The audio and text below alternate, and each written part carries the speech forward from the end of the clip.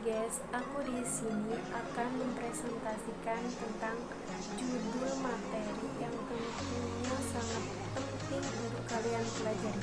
Ingin tahu apa judulnya?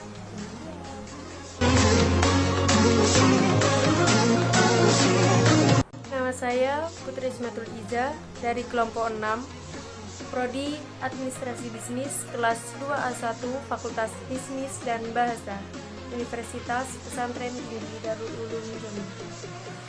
Perkenalkan, nama saya Nani Dianawati, kuliah di Undip Jombang, jurusan Administrasi Bisnis semester 2. Nah, itu tadi ya guys, judul materi yang akan aku presentasikan dan sekaligus perkenalan.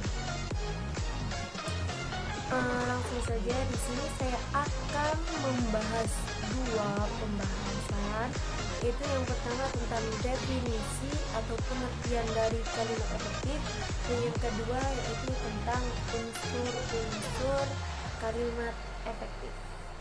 Nah, langsung saja kita akan menjelaskan pembahasan yang pertama, yaitu pengertian kalimat efektif. Kalimat efektif biasanya disebut dengan kalimat yang baik dan kalimat yang dapat memberikan penjelasan atau kemudahan pesan terhadap pembaca maupun pendengar. Itu yang dimaksud kalimat efektif. Dengan kata lain, kalimat dikatakan efektif apabila kalimat tersebut mampu secara tepat mewakili gagasan atau perasaan penyampaian pesan dan memberikan gambaran yang tepat kepada pembaca maupun pendengar. Lanjut, kita akan membahas pembahasan yang kedua, yaitu tentang unsur-unsur kalimat efektif. Baik, saya akan membahas tentang pembahasan yang kedua, yaitu mewujudkan kalimat efektif harus mengandung beberapa unsur. Unsur yang pertama, kesatuan gagasan dan kesepadanan struktur. Sebuah kesatuan gagasan secara praktis diwakili oleh subjek, predikat, dan bisa juga ditambah objek. Untuk mewujudkan kesepadanan struktur, maka kalimat harus memenuhi syarat. Syarat-syaratnya, yang pertama, kalimat harus memenuhi subjek dan predikat yang jelas. Yang kedua, kalimat tidak mengandung subjek ganda. Yang ketiga, kalimat penghubung intrakalimat tidak dipakai pada kalimat tunggal. Unsur yang kedua, kepaduan atau koherensi yang baik dan kompak. Koherensi atau kepaduan adalah hubungan timbal balik yang baik dan jelas antara unsur-unsur yang membentuk kalimat itu. Akan tetapi, kalimat dapat dirusak oleh berbagai hal, di antaranya yang pertama, penempatan kata dalam kalimat yang tidak sesuai dengan pola kalimat. Contohnya, ibu memasak nasi di dapur tadi pagi, menjadi pagi memasak dapur di nasi tadi ibu. Yang kedua, kesalahan penggunaan kata depan, kata penghubung, dan sebagainya. Contohnya, sejak lahir manusia memiliki jiwa melawan kepada kekejaman alam, menjadi sejak lahir manusia memiliki jiwa melawan kekejaman alam. Unsur yang ketiga, penekanan. Penekanan dilakukan untuk memberikan penjelasan berkaitan dengan hal yang dirasa penting. Penulis dapat melakukan berbagai cara untuk memberikan penekanan pada kalimat efektif. Cara tersebut dapat dilakukan dengan cara yang pertama, mengubah posisi kalimat. Contohnya, seperti mahasiswa menjawab pertanyaan dosen penguji menjadi pertanyaan dosen penguji dijawab mahasiswa. Yang kedua, menggunakan repetisi atau pengulangan kata. Yang ketiga, menggunakan pertentangan. Yang keempat, menggunakan partikel penekanan. Unsur yang keempat, kesejajaran atau paralelisme.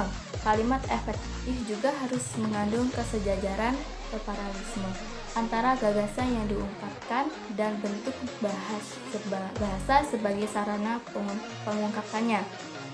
Jenis pembentukan paralelisme yaitu yang pertama, kesejajaran bentuk. Contohnya, buku ini telah lama dicari, tetapi Dodi belum menemukannya. Menjadi, Dodi telah lama mencari buku itu, tetapi belum menemukannya. Yang kedua, kesejajaran makna. Yang ketiga, kesejajaran bentuk dan maknanya. Dan unsur yang kelima yaitu kehematan. Kehematan dalam kalimat efektif merupakan kehematan dalam pemakaian kata, frase, atau bentuk lainnya yang dianggap tidak diperlukan.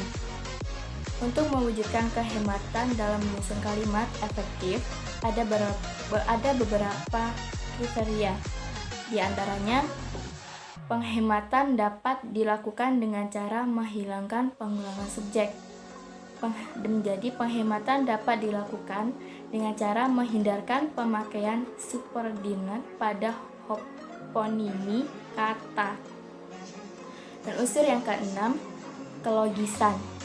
Kelogisan ialah bahwa ide kalimat itu dapat diterima oleh akal dan penulisannya sesuai dengan ejaan yang berlaku. Contohnya, kepada Bapak Camat, waktu dan tempat kami persilahkan. Kalimat itu tidak logis. Yang logis adalah kepada Bapak Camat kami persilahkan.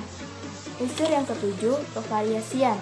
Variasi dilakukan guna memperoleh keanekaragaman bentuk-bentuk bahasa agar minat dan perhatian orang tetap terpelihara. Variasi itu dapat dicapai dengan menggunakan bentuk inversi, bentuk pasif, persona, variasi aktif pasif, dan variasi panjang pendek. Macam-macam variasi yang menunjang keefektifan kalimat. Yang pertama, variasi sinonimi kata. Yang kedua, variasi panjang pendek kalimat. Yang ketiga, variasi penggunaan bentuk me dan di. Yang keempat, variasi dengan menggunakan posisi dalam kalimat.